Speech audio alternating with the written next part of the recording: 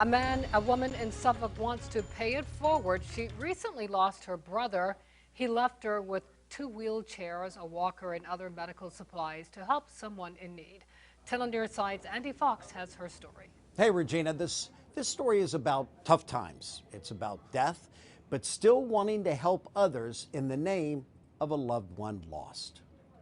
This is the only picture of Starlina Smith and her brother, Jeremy Davis. They grew up poor in Portsmouth's Charlestown condominiums. My hair was a little kinky, or our clothes wasn't like, we didn't wear the most popular clothes. Jeremy loved to ride motorcycles until one day he wrecked. While in the hospital, he was diagnosed with neurofibromin. You can lose movement in your hands, or you can lose a lot of your abilities, and that's what happened to him. He had tumors in 50% of his body.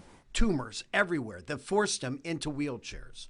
A picture of Starlina's daughter, also named Starlina, and Jeremy in the background there at the National Institute of Health. He went through the trial of drugs, but it didn't work for him. When she was 8 years old, so that's what she said, you know what, when I grow up, I want to find a cure to your disease. Then in September, more bad news. September 2021, he told me that he was diagnosed with pancreatic cancer.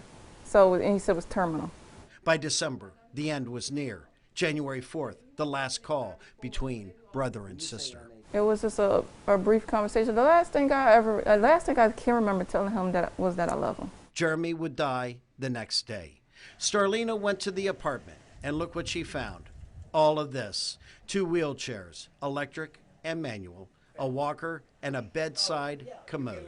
You know, he had to go through a lot to get his wheelchair, and he did a lot of struggling, so maybe we could help somebody not have to struggle so much. She called 10 on your side. Because I saw 10 on your side do a story previously with somebody needing a wheelchair, and I saw how they helped somebody else out, so I was like, well, maybe I can do the same. Maybe me and my brother can do the same to help somebody else out. Trying to pay it forward. If you are in need of a wheelchair, a walker, or the bedside commode, please email your information to reportit@wavy.com. Our thanks to Judy Boone Realty for keeping the items on property until they're distributed. We'll have more as we learn more coming up later in another newscast. In the newsroom, Andy Fox, 10 on your side.